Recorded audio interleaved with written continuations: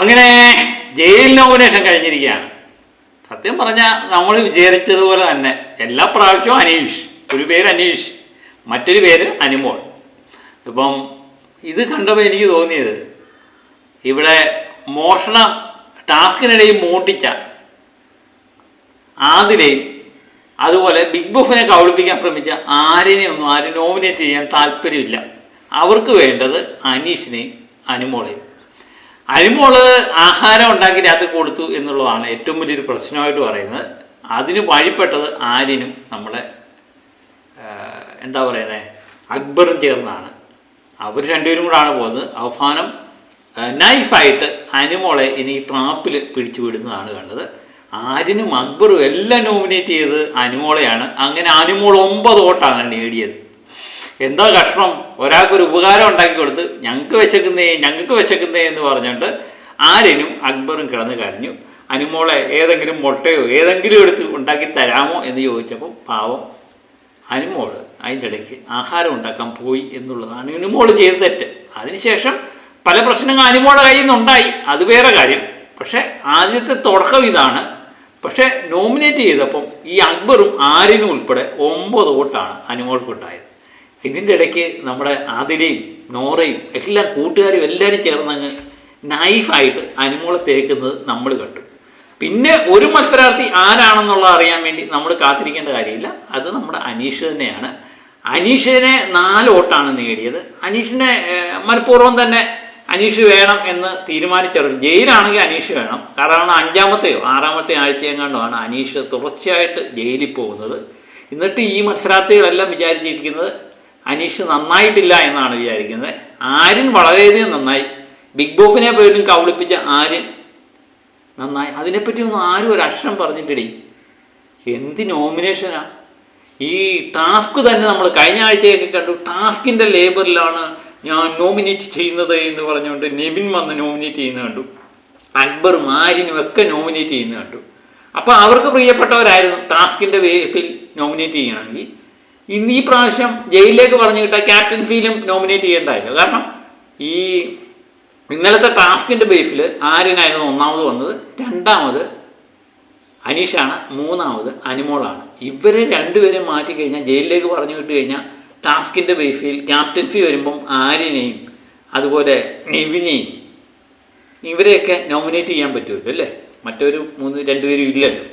ഇത് തന്നെയാണ് ഇവർ ഉദ്ദേശിക്കുന്നത്. ഗ്രൂപ്പ് അടിസ്ഥാനത്തിൽ വിഹിതം വെക്കുന്ന ഒരു സംഗതിയായിട്ട് മാറിയിട്ടുണ്ട് ഈ എന്താണ് ഈ ജെ ടാസ്കും അതുപോലെ ക്യാപ്റ്റൻസി ടാസ്കും ഒക്കെ. അവർക്ക് പ്രിയപ്പെട്ടവർ വന്നാൽ മതി എന്ന്. അതുപോലെ ലക്ഷ്മിയുടെ ഈ നോമിനേഷനാണ് എനിക്ക് വളരെയധികം. ലക്ഷ്മി നമ്മുടെ അനുമോളെ പറ്റി പറയുന്നത്, അനുമോള് നന്മോരം കഴിക്കുന്ന അനുമോള് റിസർവേ അല്ലെന്നാണ് പറയുന്നത്. അനുമോൾ ഇവിടുന്ന് പറ്റിയൊരു മത്സരാർത്ഥിയല്ല. അല്ലെങ്കിൽ ടാസ്കിന് വേണ്ടി അനുമോളൊന്നും ചെയ്യുന്നില്ല. ടാസ്ക് കളിക്കാൻ അനുമോൾക്ക് കഴിയുന്നില്ല. അനുമോൾക്ക് ആകെപ്പാടെ ചെയ്യാൻ പറ്റുന്നത് ആഹാരം ഉണ്ടാക്കി കിച്ചണിൽ ഇരിക്കുന്ന ഒരു വ്യക്തിയായിട്ടാണ് അനുമോളെ തോന്നുന്നത്. പക്ഷേ ലക്ഷ്മിക്ക് അതുപോലും അറിയാൻ വയ്യ എന്നുള്ളതാണ് വേറൊരു സത്യം. ഈ ടാസ്ക് ചെയ്യാൻ അറിയില്ല എന്ന് പറയുന്ന അനുമോളാണ് കഴിഞ്ഞ ടാസ്കിൽ 188 പോയിൻറ്റുമായിട്ട് 3ാം സ്ഥാനത്ത് വന്നത് എന്ന് പാവം ലക്ഷ്മി മറന്നോ എന്തോ. ലക്ഷ്മിക്ക് അങ്ങോട്ട് 100 പോയിന്റ് തികച്ചോ എനിക്കറിയില്ല. ഞാൻ തികയ്ക്കാൻ പോയില്ല. കാര്യം എത്രാമത്തെ സ്ഥാനമാണെന്ന് താഴെ നിന്നി നോക്കേണ്ട ഗതിയായിരുന്നു ലക്ഷ്മിക്ക്. അപ്പം ലക്ഷ്മിയൊക്കെ സത്യം പറഞ്ഞാൽ ഇങ്ങനെ പറയുമ്പോഴുണ്ടല്ലോ, പുറത്ത് നിന്ന് ഇത് കണ്ടുകൊണ്ടിരിക്കുന്ന നമ്മൾ ഇതൊക്കെ കാണുന്നു എന്നുള്ളത് മനസ്സിലാക്കേണ്ട അത്യാവശ്യമാണ്. ചിരിപ്പിക്കാതെ ലക്ഷ്മി എന്ന് പറയാനാണ് ഇത് അനുമോളുടെ കാര്യം തന്നെയാണ് പറഞ്ഞത്. ടാസ്ക് നേരെ ചെയ്യുന്നില്ല, അതുപോലെ നന്മവരം കളിക്കുന്നു, ഈ ഇവിടത്തേക്ക് പറ്റിയൊരു മത്സരാർത്ഥിയല്ല അനുമോള് എന്നൊക്കെ പറഞ്ഞുകൊണ്ടാണ് ലക്ഷ്മി നോമിനേറ്റ് ചെയ്യുന്നുണ്ട്. ലക്ഷ്മിയെ സംബന്ധിച്ച് പലപ്പോഴും നമുക്ക് തോന്നിയ കാര്യങ്ങൾ ലക്ഷ്മിയുടെ വായിൽ നിന്ന് തന്നെ കൃത്യമായിട്ട് വീണു. പിന്നെ അനീഷിനെ സംബന്ധിച്ച് നമ്മൾ ആദില, പിന്നെ എനിക്ക് തോന്നുന്നു ആര്യൻ, അക്ബർ, നമ്മുടെ ഫാബുമൻ, ഇവരൊക്കെ തന്നെ അനീഷിനെ നോമിനേറ്റ് ചെയ്യും. കാരണം അനീഷിനെ നോമിനേറ്റ് ചെയ്തില്ലെങ്കിൽ ആര്യൻ ജയിലിൽ പോകും എന്ന് ഇവർക്ക് ഉറപ്പാണ്. ആര്യനെ രക്ഷിക്കാൻ വേണ്ടി അക്ബറിൻ്റെ നേതൃത്വത്തിലുള്ള ഗ്രൂപ്പ് ആര്യനെ കഴിഞ്ഞ ആഴ്ചയിൽ നമ്മൾ എടുത്ത് നോക്കുമ്പോൾ കൃത്യമായിട്ട് എല്ലാത്തിനും കള്ളം കാണിച്ച ഒരു വ്യക്തിയാണ് ആര്യൻ. ഈ ടാസ്കിന് ഉടനീളം കള്ളം കാണിച്ചുകൊണ്ടിരുന്ന വ്യക്തിയാണ് ആര്യൻ. ഈ ഭക്ഷണത്തിൻ്റെ കാര്യത്തിലും അനുമോളിനെ എല്ലാവരും ക്രൂശിലേറ്റുമ്പോഴും സംഭവിച്ചുകൊണ്ടിരുന്നതെന്ന് പറഞ്ഞാൽ ആര്യനാണ് ഇത് തുടക്കമിട്ടു. അതുപോലെ നെവിൻ കഴിഞ്ഞ ആഴ്ചത്തെ ഏറ്റവും വെറുപ്പിക്കൽ പരിപാടി നടത്തിക്കൊണ്ടിരുന്നത് നെവിൻ തന്നെയാണ്. ഒരാളെ അനാവശ്യമായിട്ട് ഈ നെവിൻ്റെ ഒന്നും കാര്യം ആരും പറഞ്ഞില്ല എന്നുള്ളതാണ് ഈ ടാസ്കിൻ്റെ ഏറ്റവും വലിയൊരു പ്രത്യേകത. പിന്നെ എന്തിനു വേണ്ടി ഈ ജയിൽ നോമിനേഷൻ നടത്തുന്നു എന്ന് ഇത് കണ്ടപ്പോൾ എനിക്ക് തോന്നി. കാരണം സത്യം പറഞ്ഞാൽ ഇത് നേരത്തെ തന്നെ നമ്മൾ പറഞ്ഞിട്ടുള്ളതാണ്. അനുമോളും നമ്മുടെ അനീഷും ഇവർ 3 പേരുമായിരുന്നു. ഇവരെല്ലാം പറഞ്ഞ ഒരു കാര്യം എനിക്ക് വളരെയധികം ഇഷ്ടപ്പെട്ടെ. ഈ ഗെയിമിനകത്ത് ബിഗ് ബോസിലെ ഇപ്പോഴത്തെ സീസണിൽ നോക്കുകയാണെങ്കിൽ 1-2 സ്ഥാനങ്ങളിൽ ഇവർ 2 പേരുമാണെന്ന് ഏകദേശം ഉറപ്പാണ്. അപ്പം അക്ബറും ഒക്കെ പറയുന്നത് ഒരമ്മയ്ക്ക് പിറന്ന 2 കുഞ്ഞുങ്ങൾ എന്നാണ് ഇവരെപ്പറ്റി പറയുന്നത് കേട്ട്. എനിക്ക് അത് കണ്ടപ്പോൾ കൃത്യമായിട്ട് അക്ബർ പുറത്തെ കാര്യങ്ങൾ മനസ്സിലാക്കിയല്ലോ എന്നുള്ള തോന്നലാണ് ഉണ്ടായത്. സത്യം പറഞ്ഞാൽ ഈ ആദില നോറ ഇവരിൽ നിന്ന് അനുമോൾ സത്യം പറഞ്ഞാൽ പിന്മാറേണ്ടതാണ്. ആ ഗ്രൂപ്പിലൊന്നും പെടരുത്. ആദില നോറയൊക്കെ സത്യം പറഞ്ഞ അനുമോളെ വഞ്ചിച്ചുകൊണ്ടിരിക്കുകയാണ്. വോട്ടിന് വേണ്ടി മാത്രമാണ് ഇവർ അനുമോളുടെ കൂടെ നിൽക്കുന്നതെന്ന് പലപ്പോഴും എനിക്ക് തോന്നിയിട്ടുണ്ട്. പക്ഷേ അനുമോൾ അതൊന്നും മനസ്സിലാക്കാതെ ഇന്നലെ രാത്രി പോയി ഇവരോട്ടൊക്കെ സംസാരിക്കുന്നുണ്ട്. അതിനു മുമ്പ് പറയുന്നത് കേട്ടു, അനുമോളെ കളിയാക്കിക്കൊണ്ട് ഇവർ 2 പേരും പറയുന്നത് കുലസ്ത്രീ, നമ്മൾ എൻ്റെ അടുത്ത് വന്നു കഴിഞ്ഞാൽ ഇനി ഞങ്ങൾ മിണ്ടത്തില്ല. അക്ബറുമായിട്ട് ഏറ്റവും കൂടുതൽ പ്രശ്നം ആദിലയും നോറയുമായിട്ടുണ്ടായിരുന്ന അക്ബറുമായിട്ട് ലിങ്ക് ചെയ്യുന്നതും കണ്ടു. നെവിനുമായിട്ട് ഭയങ്കര സ്നേഹം, അക്ബറുമായിട്ട് സ്നേഹം. നെവിനെയൊക്കെ കണ്ടു കഴിഞ്ഞാൽ സ്നേഹം അങ്ങ് വകഞ്ഞു മാറ്റുകയാണ്.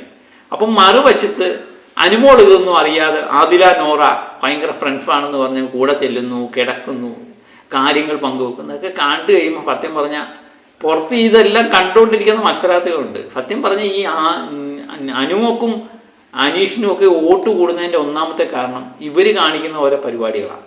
ഈ ആര്യൻ അവിടെ എന്തൊക്കെയാണ് ഇരുന്ന് കാണിക്കുന്നത്, അങ്ങനെ തന്നെ വേണം, അങ്ങനെ പുറത്തെ ആൾക്കാരുടെ ഇത് കാണുന്നുണ്ട് എന്നൊക്കെ പറയുന്നത് കൃത്യമായിട്ട് കാണുന്നുണ്ട്. കാരണം ജെന്യുവനായിട്ട് ഇവിടെ ഇത്രയും നാളും നടന്ന ജയിൽ നോമിനേഷനൊക്കെ വരുവാണെങ്കിൽ ടാസ്കിൻ്റെ ബേസിലാണ് പലരും നോമിനേറ്റ് ചെയ്യുന്നത് കണ്ടിട്ടുള്ളത്. വീട്ടിലെ പ്രശ്നങ്ങളൊന്നും ആരും പറയാറില്ല.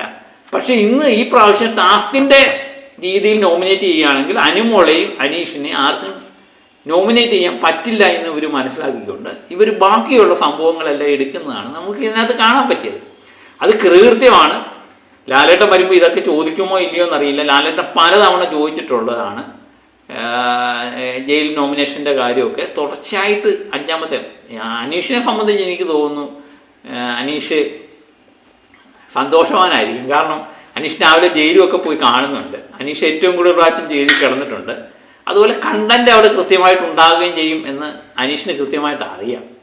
ജയിൽ നോമിനേഷൻ, ജയിലിൽ പോവുക എന്ന് പറയുന്ന മറ്റു മത്സരാർത്ഥികളെല്ലാം മോശപ്പെട്ട കാര്യമായിട്ട് കാണുമ്പോൾ അനീഷിന് അത് അറിയാം. കൃത്യമായിട്ട് അത് ജയിലിൽ പോകുന്നു, ഫഹദാവൊക്കെ കിട്ടുന്ന കാര്യങ്ങളാണ്, ടാസ്ക് ഉണ്ട്, അതൊക്കെ അനീഷ് കൃത്യമായിട്ട് മനസ്സിലാക്കുന്നുണ്ട്. ഏതായാലും ഒരു വടിക്ക് 2 പക്ഷിയാണ്. ക്യാപ്റ്റൻസി നോമിനേഷനിൽ ഇവർ 2 പേരെ ഉൾപ്പെടുത്താൻ ഇവർ ഉദ്ദേശിക്കുന്നില്ല എന്നുള്ളതും കൃത്യമാണ്. അപ്പോൾ അവർക്ക് പ്രിയപ്പെട്ടവരാരെങ്കിലും ഒക്കെ ആയിരിക്കും ക്യാപ്റ്റൻസി വരുന്നത്. ഗ്രൂപ്പ് അടിസ്ഥാനത്തിലാണ്. അക്ബറിൻ്റെ ഏറ്റവും വലിയ പ്രശ്നം, അക്ബറിന് ഗെയിമർ എന്ന നിലയിലേക്ക് ഭയങ്കര ഇഷ്ടമാണ്. പക്ഷേ അക്ബറിൻ്റെ ഏറ്റവും വലിയ പ്രശ്നം ഇവർ ഗ്രൂപ്പ് അടിസ്ഥാനത്തിൽ നിൽക്കുന്നു എന്നുള്ളതാണ്. വരും ദിവസങ്ങളിൽ എന്താ സംഭവിക്കുന്നതെന്ന് നമുക്ക് കാത്തിരുന്ന് കാണാം അല്ലേ? നിങ്ങൾക്ക് എന്ത് തോന്നുന്നു എന്നുള്ളത് കമൻറ്റായിട്ട് എഴുതുക. അപ്പോൾ മറ്റൊരു വീഡിയോ ആയിട്ട് വീണ്ടും എത്തും വരെ ഓക്കെ.